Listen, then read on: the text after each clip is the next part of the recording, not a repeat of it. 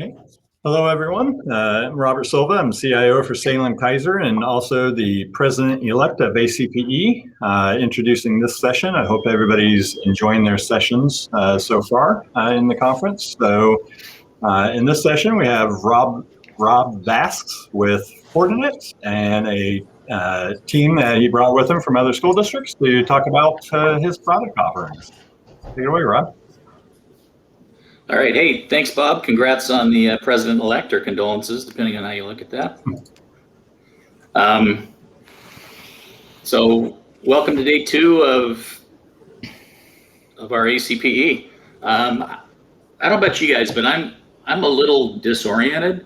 Being virtual, usually you get up the second morning after the showcases, and especially you've been hanging out golfing with like Don Wolf or Joe Morlock, and you're kind of fuzzy and you haven't had a good night's sleep. So doing this today with a clear head and a good night's sleep, I don't know, but I'm a little bit disoriented. So be that as it may. And if you think about it, we sure hope we're going to be live next year. You guys have done a pretty good job of trying to replicate the live event, but as you know with ACPE, I don't think Steven Spielberg could have pulled off something to replicate the live ACPE. So anyway, welcome guys. My name is Rob Bass with Fortinet. This is my 16th consecutive ACPE, and look forward to obviously working with everybody. Today we've got a great panel and a great discussion. What I thought I'd do right now is, Scott, if you can introduce yourself as my SC, and then we'll introduce the panel here in a little bit. Absolutely. So my name is Scott Berger. As Rob indicated, I am his systems engineer. So we're paired up at Fortinet 1-to-1. We cover exactly the same territory. His customers are my customers. I've been with Fortinet for going on 6 years now. And I've been in the security industry for well over probably 12 years in security and 25 to 30 going back all my IT years. So I've been around the neck of the woods, been generalist, worked on a number of different technologies. I've been the one man in the shop. I've built entire IT departments from the ground up. And I've felt your pain, and now I'm on the other side of the coin, helping you achieve security and adjusting your risk portfolio so that you can manage your risk a little bit better. So, Rob, back over to you. Yeah. Thanks, Scott. Yeah, and Scott's a rock star. So real quick, I think a lot of you know me, but it's hard to believe I've been at Fortinet for just a little over a year. Spent 20 years at Cisco. The last 15 of those was actually covering public sector, primarily for Oregon. I now cover Oregon, Southwest Washington, Idaho, and Montana specifically for public sector. Still based in Oregon pretty much all my life. So what we thought we'd do today is we'll of course give you kind of a high level of what the Fortinet security fabric is. And then rather than us talk a whole lot about it, we'll have our distinguished panel talk about some of their experiences, challenges, and how they've addressed some of those. So I think you're in for a great session today. First disclaimer. As you know, we've had what Tom Lindley used to call the ACP slushy machine. Basically, it's a double barrel margarita machine, and I've been responsible for bringing that to the event for years. So I can't be responsible for the lack of these fine beverages for this trip. Oh, hold on one second, I'm getting a call. Yeah, this is Rob. Matt, I'm in the middle of my presentation. I've got, I don't know, 600-700 people just hanging on my every word. What don't you believe? None of that? Oh, okay. Oh, you did? They are? And they will? Okay, that's fantastic. Okay, I had to get back to it, but thanks for that update. Yeah, I'll get my forecast in. So this just in. My boss, being the resourceful man that he is, he got our Forticopter. We're going to be airlifting margaritas, since it is Cinco de Mayo, to each of you that join this event. So during the prezzo, if you hear what sounds like kind of a tornado overhead, probably the Forticopter copter dropping in to give you your choice of a margarita or a daiquiri. Might be after as well, but Rob, if you're moving the slides forward, we're not seeing that. So we're just looking at the first slide deck and the principal part of the PowerPoint. huh. You So- seeing? What are you seeing now? The default PowerPoint app. Huh. It's not in presentation mode. So we're looking at the other screen. Should be that one. Weird. Let me.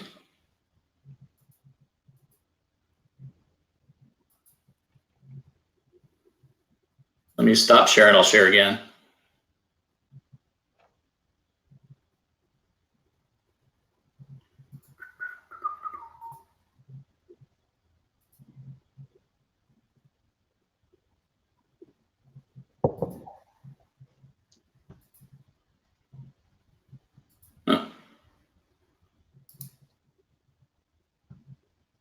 Man, you killed the drama. I apologize. Where'd my deck go? Got my deck there. Huh. I just want to know how you got margarita delivery through the OLCC. That's Hey, it's ACPE. Don't ask, don't tell. fair enough. He rented one of those fire helicopters, so they're just coming by and they're just like opening the sleuth a little bit and just raining it down on the house. All right, is that advancing? No, it's still in standard mode, not presentation mode. Weird. So you may just have to. We're now on the second slide, but you just may have to go through it manually this way. All right, you see the margarita machines? No, you're not on page 3 yet. Well, how do I just do it in this mode? There you go. All right.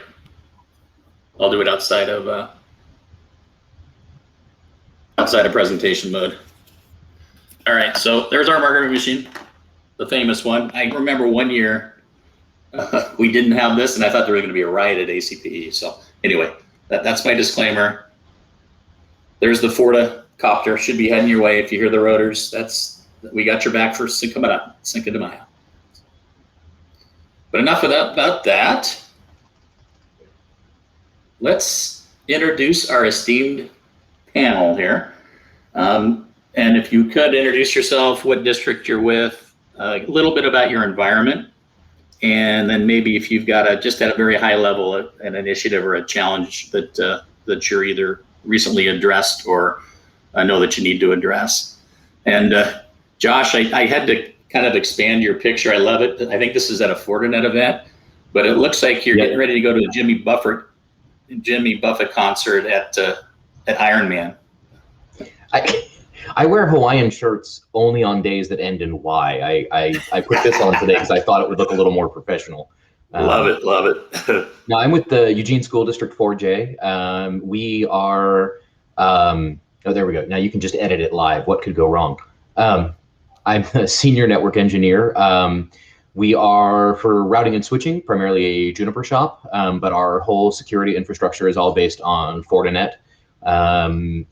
As far as a initiative we have coming up, we've recently licensed the indicators of compromise feature for our FortiAnalyzer, and that was a wake-up call for our administration. So we are looking a whole lot more into how we can do automation to remediate compromised hosts on our network, because boy, there are a lot of them. Okay, great. And we'll probably have you talk about that IOC a little bit later. For sure. Josh has some slides as well. So, all right, thanks, Josh. Mr. Jake Shaw, what's going on, man? Hey, I'm Jake Shaw. I'm the administrator, network administrator for Springfield Public Schools in Oregon here. We've been running FortiGate since the 4.x days, so quite a while now. Our challenges right now are that we have pretty limited human resources and technology, so I'm really focusing big on automation and that such to kind of act as force multipliers for the lack of resources. Okay, great. Thanks, Jake. Paul. Hi, Paul Ireland with the Wahkiakum School District. They call me IT director, but in a district this size, it's more like IT department. So obviously I'm with Jake and Josh as far as the automation goes. The integration and comprehensive ecosystem of Fortinet is really something I've been aspiring to from day one and have failed repeatedly on up until we got our first set of FortiGates, and we have been expanding, just kind of jumping in and tasting the next thing that looks interesting. Yeah, some good tasty stuff out there. So, okay. Yeah. Great. Yeah, being able to manage everything from one spot is beautiful when you're all alone. And with Fortinet, I don't really feel alone because they respond quickly. Great. We're here for you, man. We're here for you. All right. Thanks, guys. And they'll be talking a lot here. So I wanted to just take a couple minutes because, some people probably heard me tell this story, but I'm realizing a lot of my new and even existing customers looked at Fortinet as really just a firewall company. And when I was going through the interview process, that's what I thought, just firewalls. And then I realized, we've got a huge portfolio of other security products and solutions. And then we expand past that with SD-WAN, wired and wireless networking. So I want to just take a minute and make sure everyone understood that we are absolutely a lot more than just firewalls. So who are we? We're a definitely a going concern, posted about $3 billion in business last year. Very exciting because not only did we post $3 billion, but we posted 20% growth over 2019. Even more exciting is we've grown over 20% or more in the last 3 years. Equally as exciting is we're not just selling, but we're profitably selling, which means A, we've got money in the bank, B, we've got resources to innovate and invest in R&D, and C, as you look at partners out there, you're going to be working with both a technically and financially stable company moving forward with Fortinet. Got a few customers out there, about 500,000 plus. We're proud to say we support about 70% of the Fortune 100. So definitely span the gamut from small commercial and public sector all the way up to enterprise customers, state and local and across the board.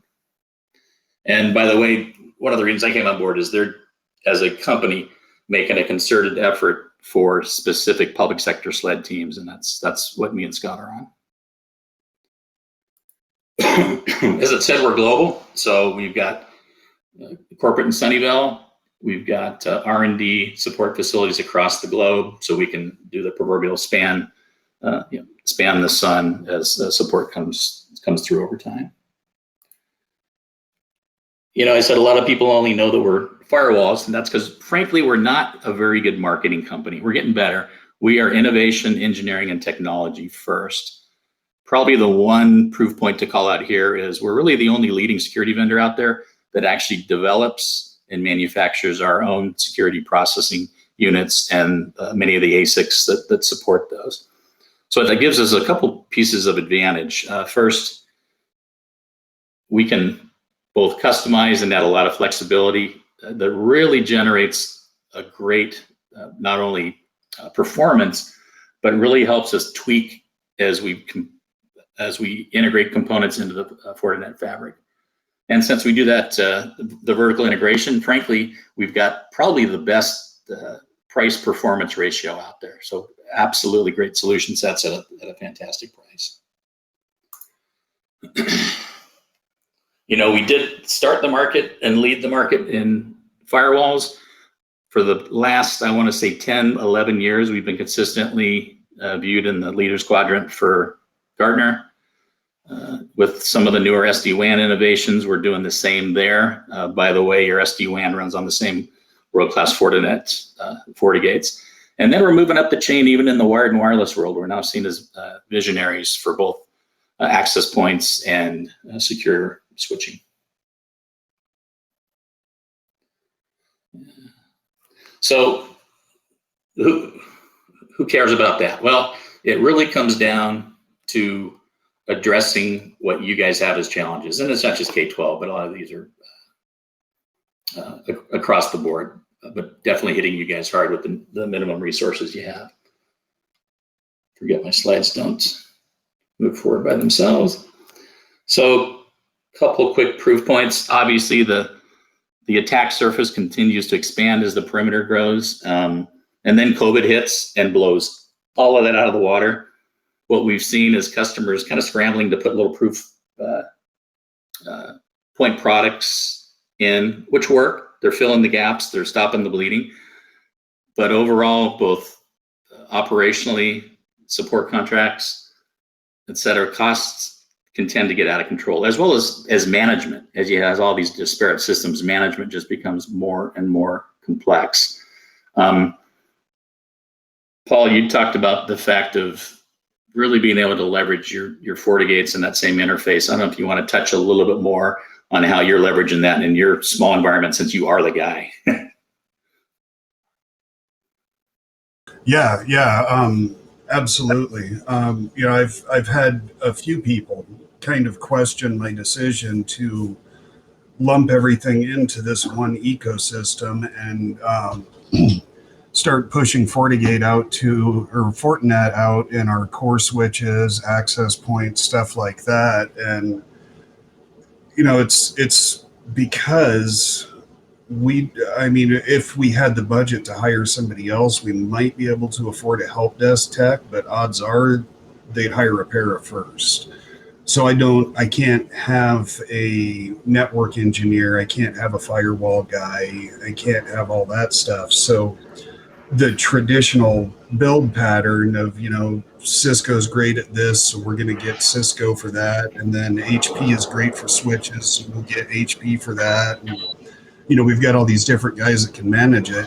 I don't have that, so I have to really leverage the time I spend on learning an ecosystem so that I get the most return out of that time. So going Fortinet from the firewall all the way out to the endpoints with FortiClient, it keeps me in that one ecosystem. I only have to learn one command line. I only have to learn the Fortinet ecosystem, and it's secure. It's of all the security vendors that I've expressed any interest in, Fortinet's the only one that hasn't got smacked in the teeth with the latest rash of viruses, malware, all that. So, to me, it's a high degree of confidence, and it elevates the efficiency to the point where I have a fighting chance. Yeah, and Paul, this is Scott from Fortinet. I want to just chime in real quick on this. That's kind of one of our mission statements at Fortinet.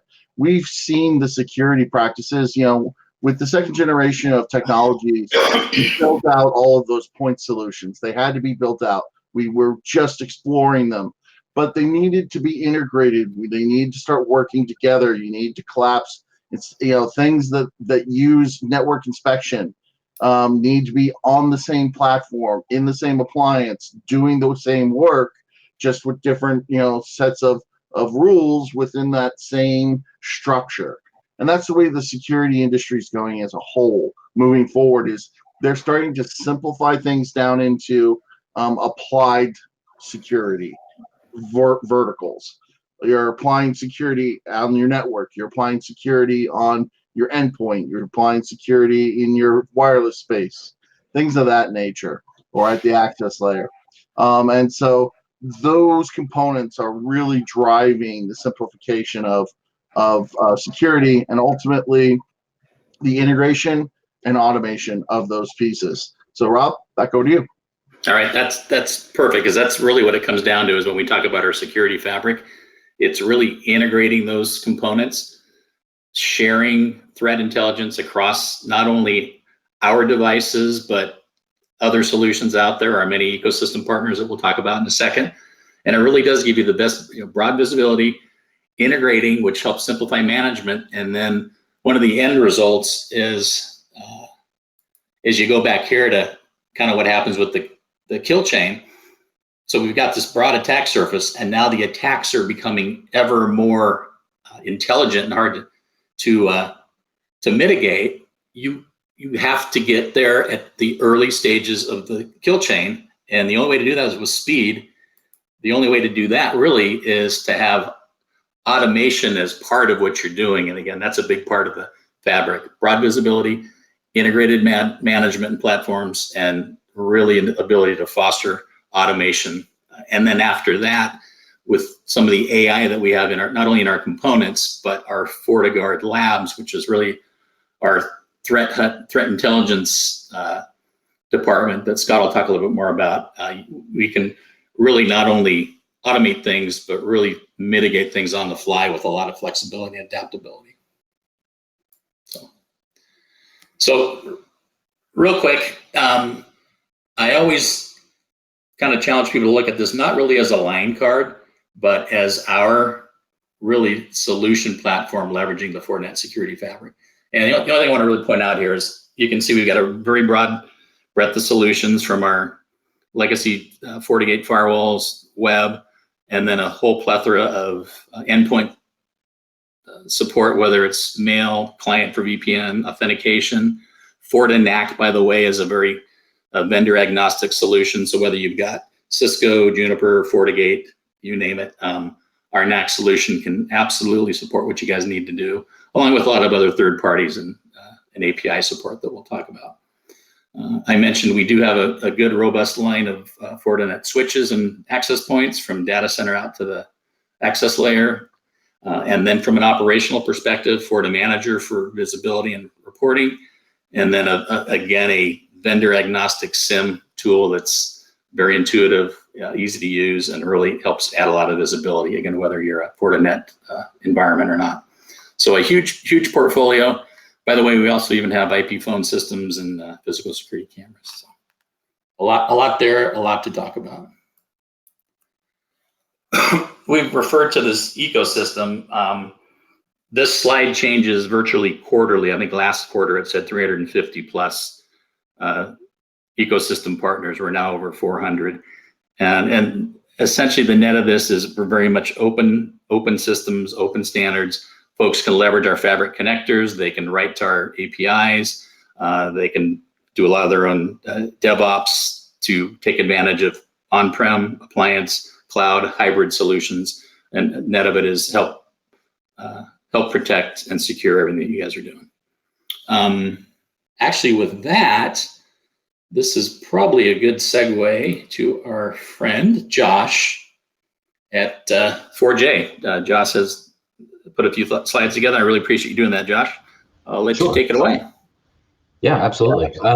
One thing I just want to mention, the open ecosystem. We were actually on a call recently with a vendor kind of unrelated to, I mean, only tangentially related to security, but a good source of information. We mentioned the Fortinet. We had a developer on the phone. We mentioned that what the Fortinet ecosystem and the fabric was, and we actually started a conversation, and it sounds like we've got a new partner joining that. So I would just encourage folks, if you do have Fortinet in your fabric and you're on a call with anyone, mention it, because I do think that, you know, to Rob's point, they're a great tech company. Their communication could improve a little bit. And so if you can help reach out, that's not necessarily for Fortinet, that you can be selfish about it, because that's going to help you if you're the various vendors that you buy from kind of all play nice together. So anyway, if you could head to the next slide, Rob, that would be awesome.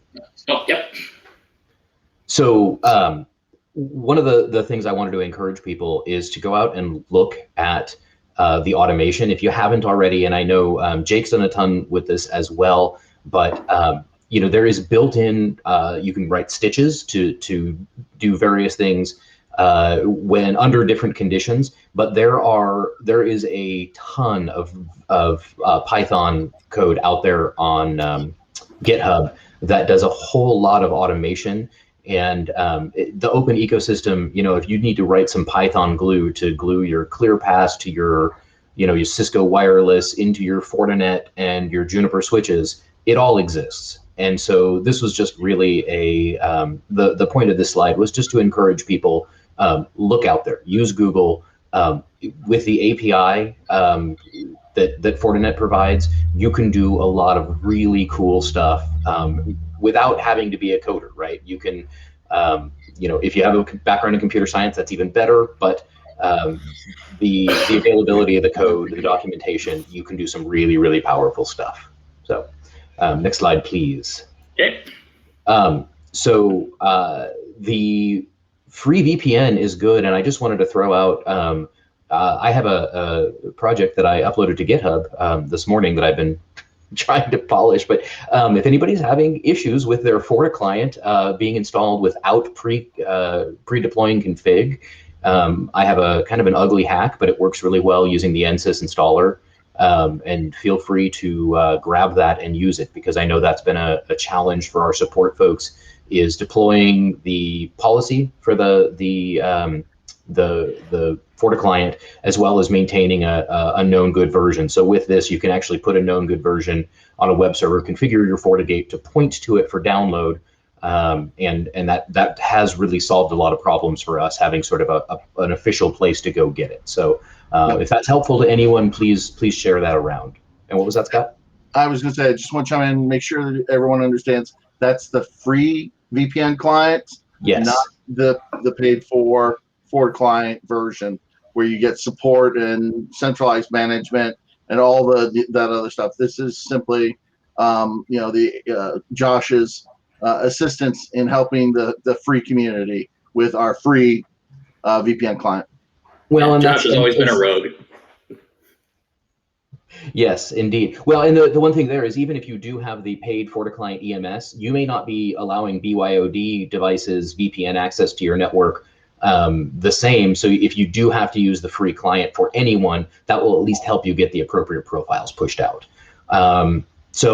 Another just sort of throw out, I don't know how many folks here are doing IPv6. It's way less scary than you think, especially in 6.4, where they have unified policies. So that was definitely a challenge in the earlier versions of FortiGate, where you had to maintain separate policy lists.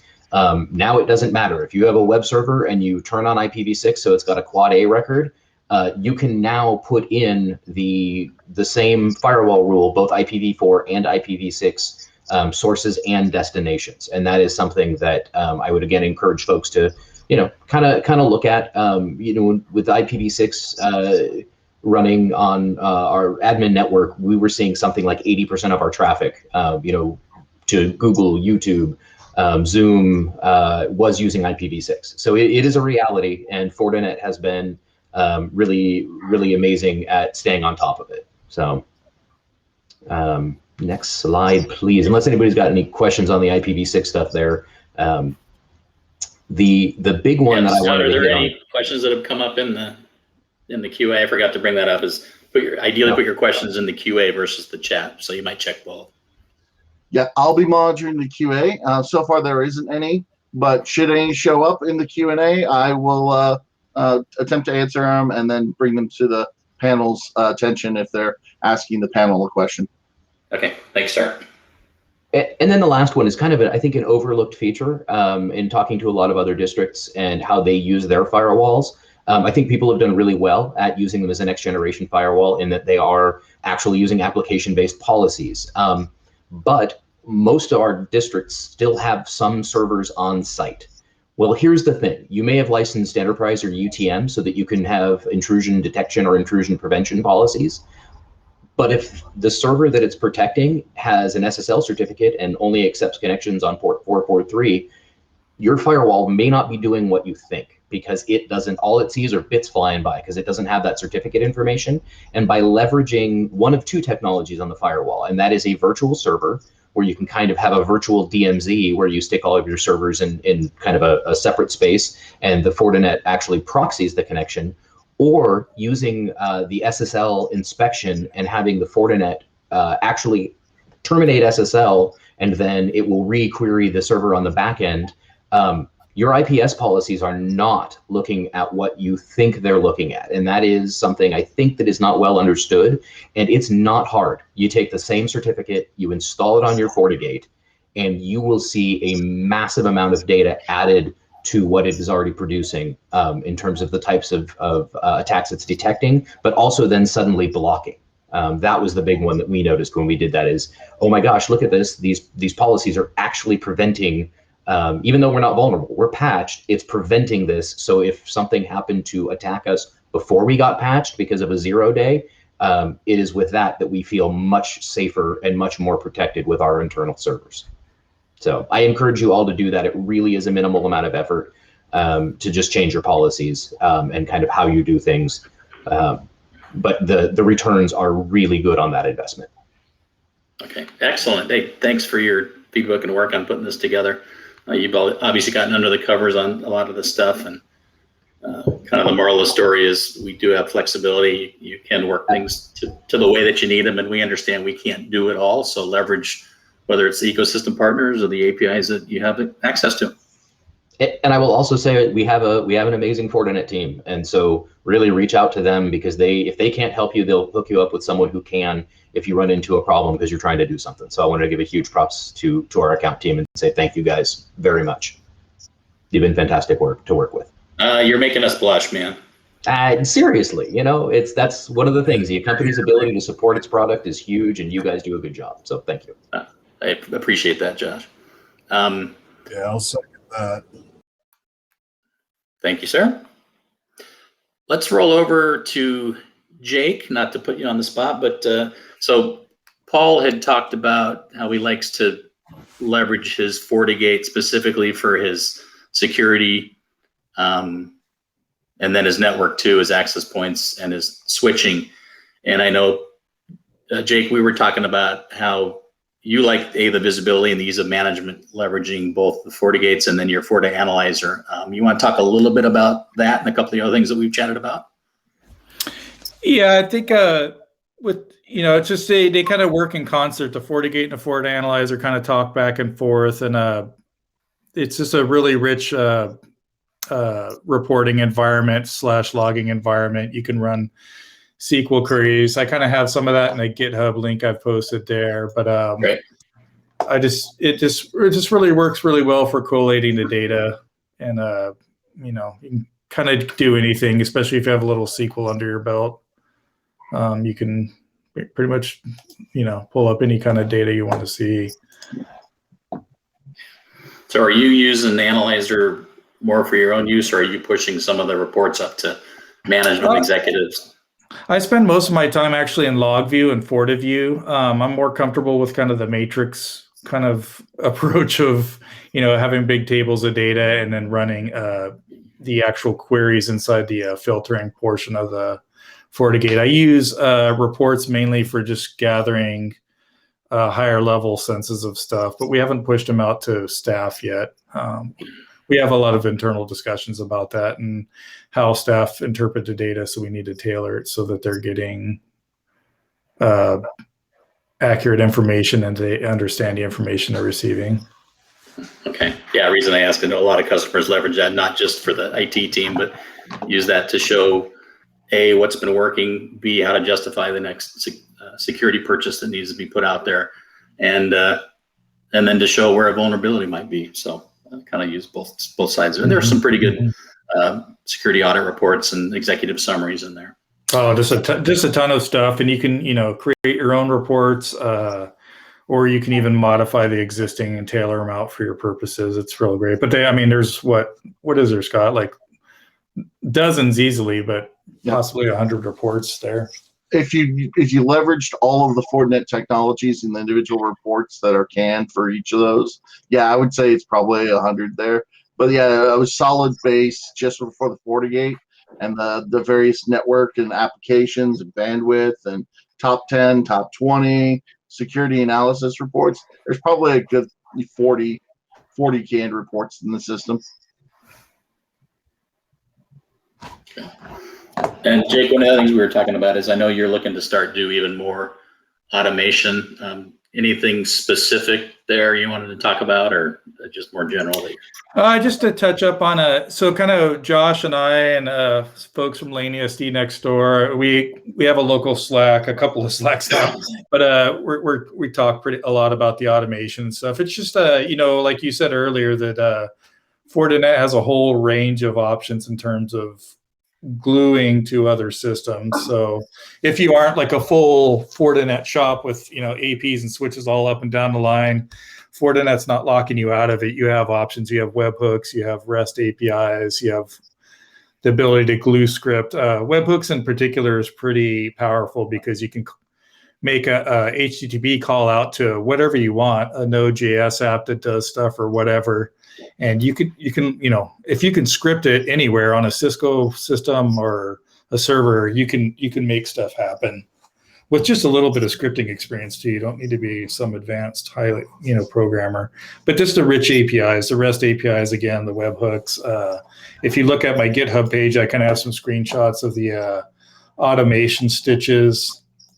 And then some of the external thread stuff, external threat feed stuff inside of external connectors is pretty handy if you want to reach out. You're not just limited to what Fortinet provides. You can subscribe to stuff like OpenFish, SpamHouse, some of the malware hash feeds, and stuff like that.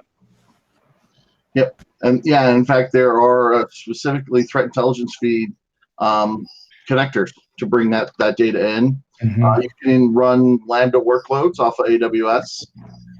So yeah, we try and build a lot of that interconnection, that integrated threat intelligence, sharing of information between systems on industry standard platforms with like REST API, web calls, things of that nature. So that we're not trying to build some proprietary API that then locks people out. It's like if you can command line write it, you can REST API it. Cool. I was looking at the chat. I got a lot of comments that we should be doing a drone versus the Forticopter deliver the margaritas. I don't think the drone would carry that machine, for the record. I think if we get Elon Musk involved, he'd say 100%. And if we've got to go cross continent, he'll give us the rockets. Nice. I guess you one of can't the bother Elon in his volcano lair. He's busy there, I think. So one of the other things about the automation stitches for those that are using Fortinet is that's not immediately apparent is that because of that tight integration between a FortiGate and a FortiAnalyzer, you can actually directly develop automation stitches that trigger off of the tens or hundreds of gigabytes of FortiAnalyzer events. So you can actually trigger that off and do your Slack notifications, your webhooks, and all that from there. So it's like a tightly integrated system as far as the Fabric's concerned. Okay, good. Thanks. Paul, any other thoughts on your side? I know when we were talking about that kill chain slide, you said you're kind of using that and that attack model to justify some of the other investments that you're going to ask for funding for. Yeah, absolutely. We just had we had the local ESD come out for a security audit a few weeks ago, and I've been nosing around in the Fortinet product offerings enough at this point, so a lot of the stuff that they came up with that they thought we needed to address, it's like, oh, hey, wait a minute. I think Rob mentioned that. But yeah, it's, and that's the thing too, is, I was sitting there looking at that kill chain the first time you showed it to me, and that kind of bounces back to what I said about most of the big players I've heard of have been hit so far. And that's very real to us. When they came out and did the security audit, they were referencing districts that had been hit with ransomware and actually paid out very close to us. So yeah, it's I have a lot of plans in play, and a lot of them are focused on the next step in integration, the next Fortinet product I put into place to offset the risk, that kind of thing. Maybe someday when I have enough Fortinet, I'll sleep right at night. Love that. Yeah, I really applaud Paul. Thank you for the compliment. But I want to also integrate share with everyone that we do have that partner ecosystem. It's not all Fortinet all the time. Look at the partner ecosystem. We work well with others. We help fill the gaps. We'd love to sell you Fortinet products. That's what me and Rob do. We'll talk about the technology. We'll let you know how stuff goes. But we work with others, and that's the goal. We want. In fact, our CEO changed our vision statement, our mission statement for Fortinet, that they want us to secure everybody worldwide. That's our mission goal. It's not, earn $2 billion by 2022. It's let's get everybody secure. Yeah. Well, and that's one thing I would point out on that note too, is one of the reasons I personally am all Fortinet all of the time is because my scripting knowledge is very minimal. I understand what an API is, but I don't have a lot of experience there. I am basically a phone guy that stumbled into IT by happy accident. I was a line splicer in the Bay Area for a couple decades, out pushing T1s during the .com boom. So that's where I came from, and this is not something I have decades of experience in. I've got 8 years, and Fortinet just makes it super easy if I use their products. Great, thank you. Hey, Paul, you touched on ransomware. That's kind of one of the conversations we wanted to have, is the very real need to justify your ability to get cyber insurance, and then justify a rate that you guys can afford. As you know, I don't know if you've seen the applications that get filled out, but they're asking you specifically what you're doing for authentication, for MFA. Have you had any kind of a incident in the past? And those absolutely affect your rates and even affect your ability to get underwriting. Any thoughts on that? Both you guys and anybody in the audience too. Feel free to chime in. My superintendent and I are very collaborative when it comes to filling stuff like that out. So, I mean, I was watching the form while he was filling it out, and it's just, I almost felt sick at some of the questions we were answering. So it was like, no, we don't have that. No, we don't do that. Hey, wait, what is that? I don't know. I mean, it was, it was a real eye-opening experience being part of filling that out. So yeah, we're kind of moving with just a touch of desperation as far as remediating a lot of that. All right. Good. Any other thoughts from the panel or audience out there? I mean, I just want to reiterate, I think we're much in the same boat as Paul. It's just, we're still sorting through the whole thing and trying to figure things out and figure the best action forwards. Okay. Hey, Scott, have you posted any of the poll questions yet? I have not, except for the first one, which was, have you experienced any form of ransomware or malware attack? So far, we've had 6 responses.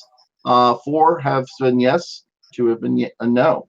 I find that very interesting because any form of ransomware attack represents a breach, and that breach is, possibly auditable from your insurance standpoint, from your compliance standpoint, to possibly reporting. Right now, that's not so much in the K-12 space. You don't have mandatory reporting like HIPAA requirements do in the healthcare space, but that could change at any point when the federal government starts issuing mandates about that. How about I throw this question out to the polling? Do you have more than just a firewall, web filter, and endpoint protection in your environment? If so, what is it? For us, it's end user training. I think that's a critical piece that's often not mentioned, is that you just need to, develop end user training, any end user training, if anything. And then that also needs to be repeated on a regular basis, because you can't it's not just like a one-time thing where you talk at your staff and then it's over with, they're secure now. It's constant reminders. Perhaps, I know some school districts do test simulated phishing runs and stuff like that. I think that's a great idea. But just that user education is key. The human's the weakest link there, and just keep it going, keep it going. And I want to say I mean, one, in the K-12 environment, that's hard. It's hard to get time with teachers because they've got all sorts of mandatory, trainings that they have to go through.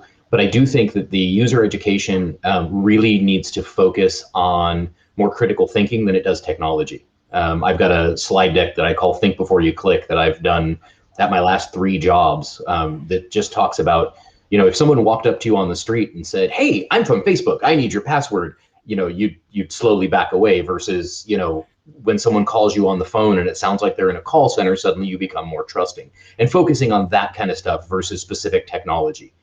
Just teaching kind of how to think about security, not the specifics. I found that to be really, really effective, at least, just in my experience. So. Yeah, that's actually a great segue. I know, Josh, you were wanting to talk a little bit about our network security expert program and the free training that Fortinet is offering. You were very much an advocate for a lot of that training and taking advantage of it while we have it. Do you want to talk a little bit more about the program and your experience? I think that was actually Jake. I mean, I've done a bunch of the free training, but I believe Jake was the one that was going to. Yeah, I just at the beginning of the pandemic, Fortinet released I think it was a tweet or something that said, we're making our training free till the end of April, and that was back in 2020. And so I jumped on that and just binged on the training. The training's excellent. They later extended the free training until the end of 2020, and I'm told it's extended another year. But anyways, that training is free. It's really good. I have a screenshot of it on my GitHub page there, but I hesitate to call myself an expert on anything, but I probably am an advanced user, so I like being able to click around, and the table of contents for the training is very granular, so you can kind of skip around to just the pieces you need, so you don't have to sit through 45 minutes of, what is a SQL table or whatever, you can just bounce around pretty quickly. It's very nice. But anyways, I believe that's free till the end of 2021. The FortiGate training is excellent. The FortiAnalyzer training, specifically with reports, is excellent. It's a great resource, and it's free. So. Yep, and that includes not just our network firewall technologies, but you get into the later versions of later iterations of NSC4, and you get into FortiMail, FortiAnalyzer, FortiManager, and the other product lines. And that's all free, and people can participate in that. It's just the tests that's not. So you still have to pay for the Pearson VUE test if you want to take it, but the study material is free. And Scott, you talked about Kenzie kind of reframing our mission. That's another thing that we've done over the last couple of years is he doesn't want us just to be a technology partner, but really a technology learning partner. So we're investing a lot of resources into the NSC training platforms. Got a ton of our security academies across the country and across the world, and a lot of good tools for folks basically young and old. Yep. Yeah, and Security Academy, what that is that's the cybersecurity programs that are in high schools and higher ed that want to teach technologies so they can communicate with our academy specialists to get gear and technologies and licensing for their program, and then take advantage of the curriculum material that we have set up for NSC 1 through 8. So. I think it was Josh or Jake that talked about, if we don't have the answer or we haven't experienced that issue, we can refer you to folks. We've developed in pretty short order a pretty robust users group. They will be local at some point, but we've had so far 2 user group virtual sessions with great attendance, a lot of good conversation. We'll typically give an update.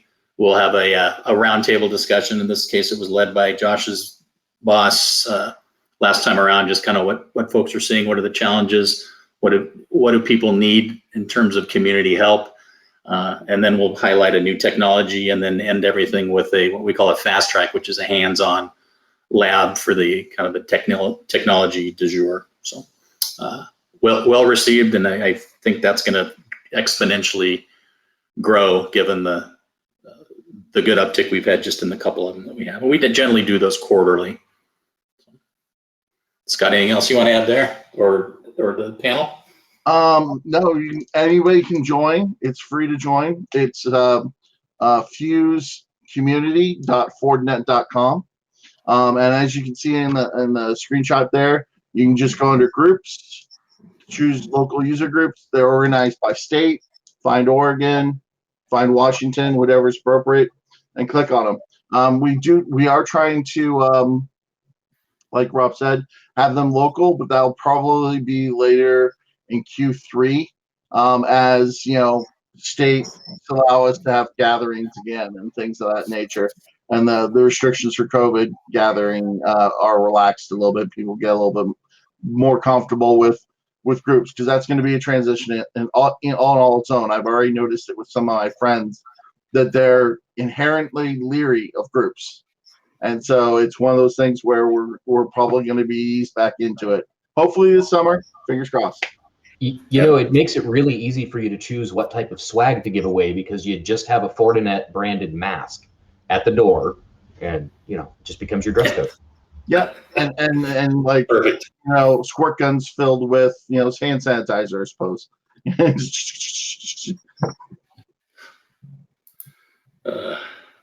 Cool. All right. I was going to share a couple other things while I do that. Any other thoughts from the panel before we rattle some more questions at you? I'll just say that Fortinet tech support is pretty excellent. When you call in, if you call in via phone, you're usually talking to an engineer within a few minutes. And unlike a lot of other vendors, they all usually blow me away with how well they know the products that they're supporting. So that's another big, not so much a selling point because we've been on Fortinet for a while, but it definitely keeps us there, is having that no hassle tech support. It's just, this really top tier staff. I will second that, because I never call tech support with an easy problem. It's always some sort of convoluted, here's what I'm seeing. And no, they've been absolutely awesome. And I will also say the other thing that was amazing is the one time I did get an engineer who didn't know how to help me, it was about 20 minutes into the call that he escalated it. And that was awesome. So huge thumbs up and huge props to Fortinet for doing the right thing with their tech. Thank you. I will actually third that, and I've even had Scott take a couple hours out of his day to go through stuff with me. So yeah, a great deal of concern for your clients. Yeah, and I'll fourth that with Scott. It's amazing how many things he does that he technically shouldn't be doing, but he cares about our customers, and I appreciate that, because I do too. So. I definitely take a card along Josh's avenue, and Jake and Paul, guys, thank you. It's I like the tech. I love the tech. I'm a geek at heart, and I will sit there and we can chit chat and whiteboard until you're content with a design. As far as I'm concerned, unless my boss tells me, Scott, you should really work on something else. Or Rob starts getting after me, but Rob, we can swing it with him. We'll have it made. I usually do the opposite. They'll tell you no, and I'll just say, I'll just ask for forgiveness later, because I say yes. So you've done so on several occasions. So in any case, thank you guys. I appreciate it, and I look forward to any conversation about technology, because I learn a lot from you guys. On how and you want things implemented, or what challenges you face every day. And it gives me an opportunity to learn more about our equipment. If I don't know the answer, I like researching it for you and getting it for you. Cool. Hey, Scott, can you talk a little bit about FortiGuard Labs and maybe tie that to how that supports the fabric and our FortiGuard services? And then maybe, Josh, you'd kind of touched on the indicators of compromise. I can't remember if you dug in terms of what that actually is. So maybe after Scott goes, you can say, here's what it is in our world. Yep. Yep. So FortiGuard Labs is our in-house threat intelligence service. We did well over 600,000 man hours worth of research last year. So if you divide that by 2,000 hours per person, it's well over 300 people. And we're talking about, these are security analysts, state-of-the-art hackers. These are PhD candidates. They're the guys who create all of the signatures and all the information. They process. Rob, go back to slide 23 for me. So they're processing approximately 11 billion events worldwide into their database. So they've got a number of AI engines and machine learning engines that are processing and chunking that data down to eventually get to an analyst for analysis. And removing the duplicates and things of that nature, processing 0 days, escalating things up. We're so good at collecting data that we founded the Cyber Threat Alliance. We have a number of commercial relationships through the Cyber Threat Alliance where other companies outside of Fortinet get threat feeds from that to feed their own systems as their primary threat feeds. And so they're getting their primary threat intelligence from us and from other members of the Cyber Threat Alliance. We partner with law enforcement. We partner with a number of 3-layer agencies. We even partner with nation states. We have partnerships with NATO.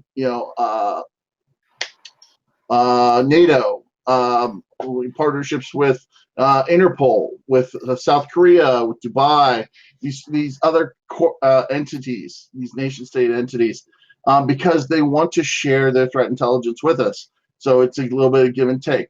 All of that, every single Fortinet customer benefits from it. Because when you purchase Fortinet products, you get 3 things, right?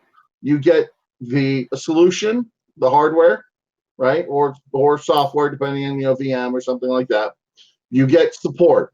That's break fix, right? You call in, hey, I need an update, or this isn't working, right? That's your support. And then you get services. So FortiGuard Labs is all about giving you those services so that you don't have to write IPS signatures, AV definitions, all of that, web filtering, recategorizations. You don't have to run scripts around trying to recategorize websites on a fly.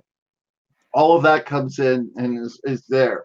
Now we've started to also participate and create kind of compliance auditing aspects of that against new frameworks. And FortiGuard Labs helps us out with that with the security rating service, which is part of our enterprise bundle. Rob, can you go to slide 24? Yes, indeed. So our security rating service. A little bit of an eye chart here. Yeah, and this image you can blow up. It's available on FortiGuard.com. And so you just go under resources at the top, go to security rating, and I'll have this bigger image. But you can see it. There is the GDPR, the PCI, the NIST framework, and then the right in the center we have the cyber infrastructure, the CIS infrastructure framework, and then around it is all the Fortinet solutions that kind of break out into those sectors and those things. And here's how you solve that wedge of compliance. This is built in to the FortiGate system and built into our security fabric. So the security rating service can audit any of the products that participate in the security fabric that want to be audited by the security rating service, which is all of our Fortinet products and any of our third-party partnerships that want to participate in that level. And then you basically get an output and report of your standing and how compliant you are. And you kind of get a little work list. It's pretty cool. And it does that polling across your network in the background. Once you build the security fabric and you connect all those pieces, it just sends out like a little test thing. It says, hey, send me your latest audit. Send me your latest audit. Brings that data right back. That's the power of integration. Is you're no longer having to go to 12 different systems and go through a checklist and audit it. Now you can go to one place, look at the security rating service and know it applies to all 12 of your products. So it's really, really key that way. And then just on the next slide, 25, I love this one because a lot of people, one of the questions I always like people asking is, where do you get your threat intelligence from? And I'm like, FortiGuard Labs, world-class threat intelligence service. I mean, they are like the CIA, the NSA of threat intelligence data collecting. And so on slide 25, you get those statistics. How much data do we process? Rob, can you go to slide 25? Oh, I thought it already advanced. There you go. Yeah, it went back for some reason. And so we find more zero-day threats than anyone else in the industry. And by zero-day, I mean CVE registered, MITRE site registered, not seen before exploitable vulnerabilities in systems. We have over a petabyte, over 1,200 terabytes of bad, threat samples that we, train our engines on.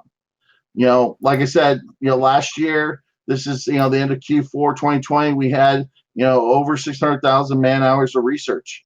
We've stopped hundreds of thousands of malware programs every minute, phishing attacks, all the data just goes on and on and on. And so challenge your vendors, challenge your security folks, and ask them, where do you get your threat intelligence data? And if you're, looking at new solutions, ask for an eval and ask where they're certified. Are they certified? Do they have any certifications whatsoever? And yeah, they might be FIPS 140 compliant. That's great. Or, Common Core, CC certified. Everybody is.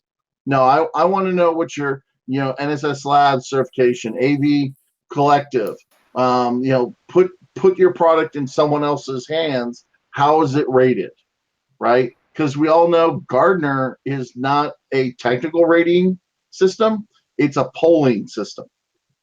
And even in the polling system of Gartner, our support for the FortiGate is hands above everyone else's. I think we have like a 4.7 out of 5-star rating on the peer insight at Gartner. So all of those things put together allow us to really, really bring the matter forward. So I think we lost Rob here a little bit. So I'm going to kind of give us a quick question to the board and use one of the poll questions to move us forward. Does that sound good? Okay with you guys? Excellent. All right. So, do you feel you have adequately defined security policies and standard operating procedures for dealing with a breach? And this is a polling question I just posted in the polls. It's got a kind of a 0 to 5 rating, where 0 you've not done anything, and then about 20% each way, and you're like at 5, yeah, I'm 100%. We've tested it, everything's good. So we'll kick it off with Josh, and then we'll go to Jake and Paul. Josh? We have some policies. I think where you run into trouble is really getting everybody in a room and with all of their different viewpoints to agree, right? Now, in this regard, I really envy Paul because, if he doesn't like one of his IT coworkers, he's just going to deal with himself. And so the challenge is really because everybody, your desktop support folks are going to have a different focus than your data-centered folks that are going to have a different focus than, the networking. There's so many metaphors you can use here to kind of, we're the highway department, right? We move stuff around. What level of inspection do we get when that truck rolls by? So we're not there yet. We're developing it. One of the things that Rob mentioned earlier is the indicators of compromised license, and that has been huge. For those who don't know what that is, if you don't have FortiAnalyzer, I encourage you to look at it. It is a cool product when integrated with the Fortinet. But what the indicator of compromise does is it takes some additional intelligence, and it really isn't expensive. I'll let Rob kind of get you guys quotes, but it wasn't much. But what it does is it takes the hit on a malicious website or something else that would have just been registered as a deny, and it says, hey, that's a phishing click from Google, right? You went to some place that was a .ru where someone lifted Fortinet's content and made it look like a knowledge base article.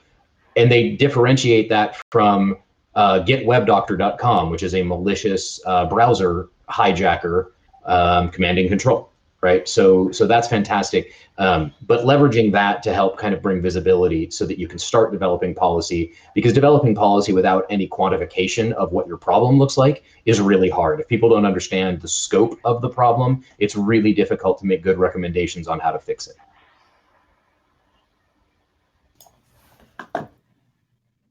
Okay, good.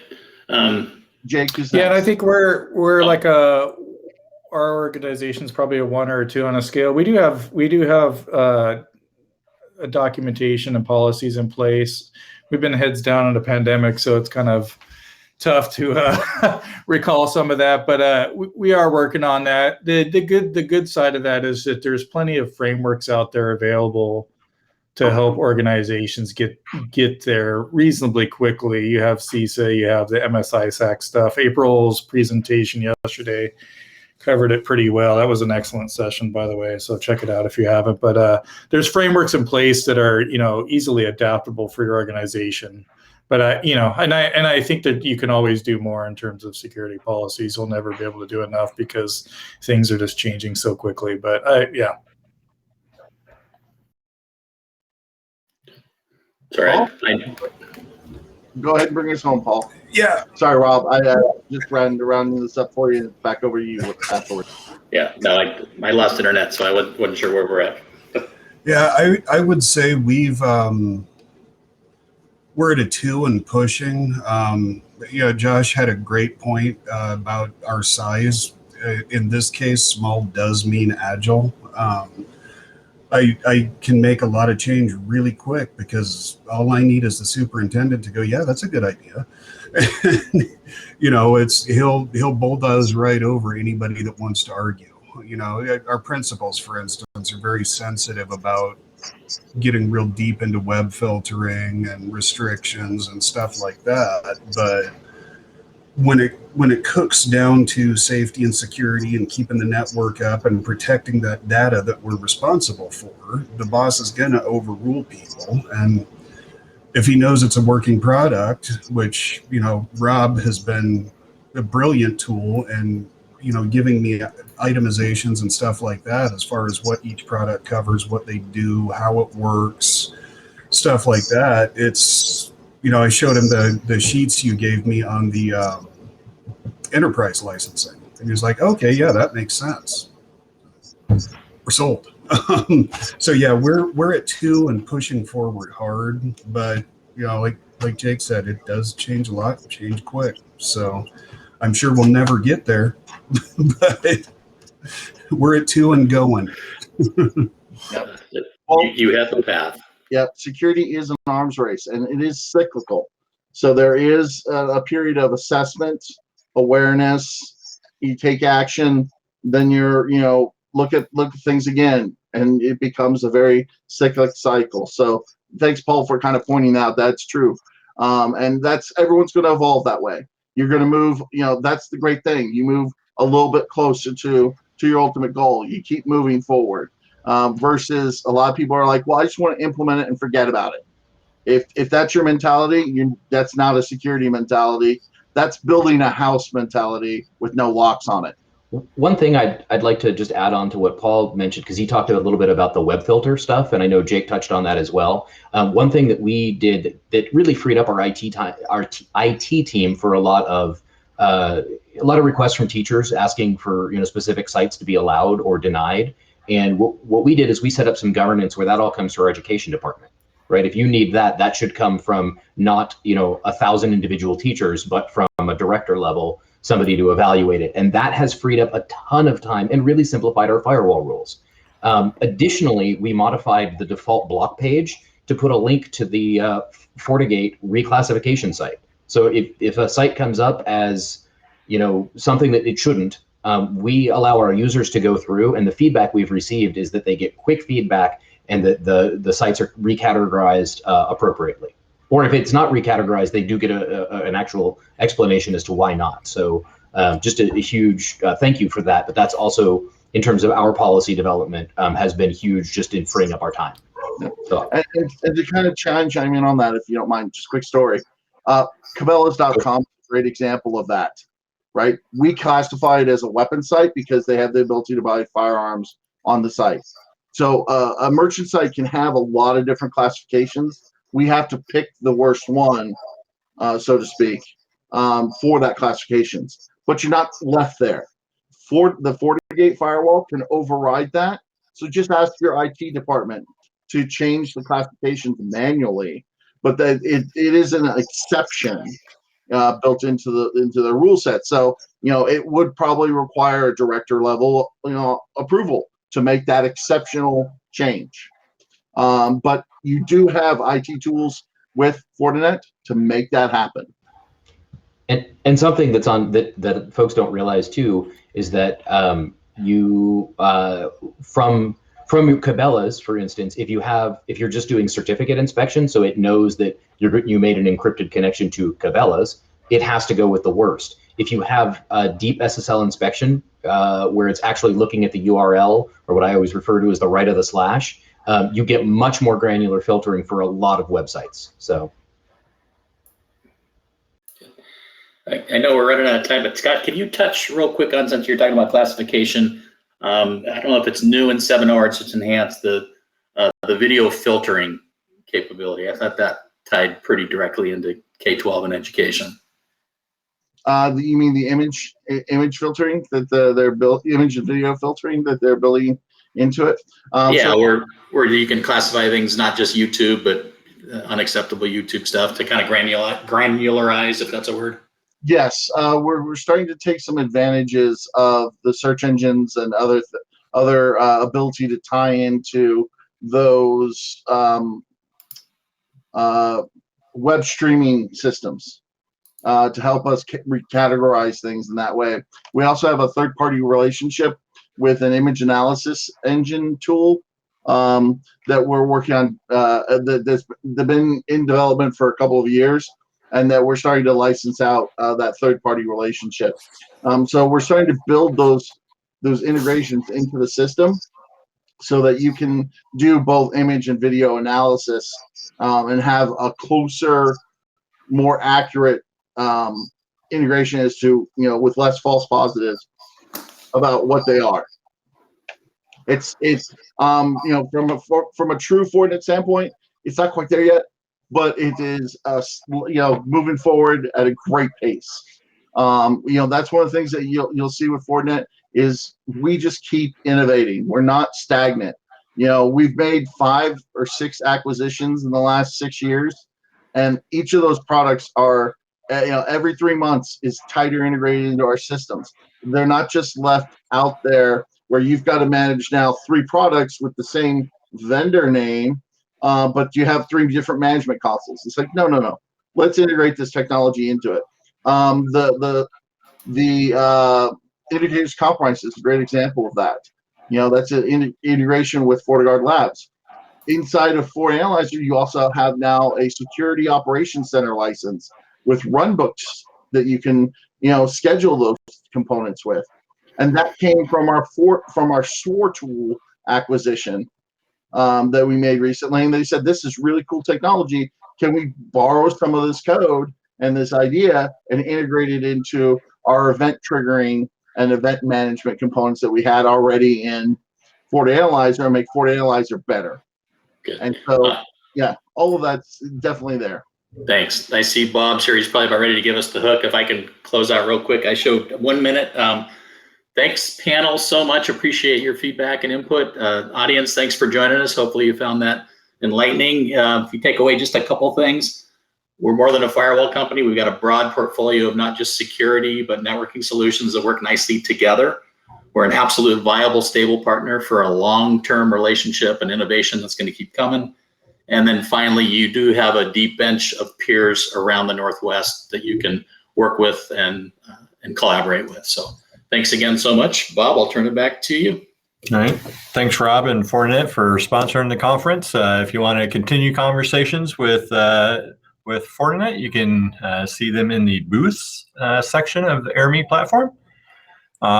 Moving forward, next is lunch break, and we do have the scholarships that we do annually. We have 6 that we're giving away this year to students. So if you like those videos, make sure you jump into the session that's, I believe, starting right now. So and don't forget to visit the sponsor booth. So I'll shut up so you don't miss any of those scholarship videos.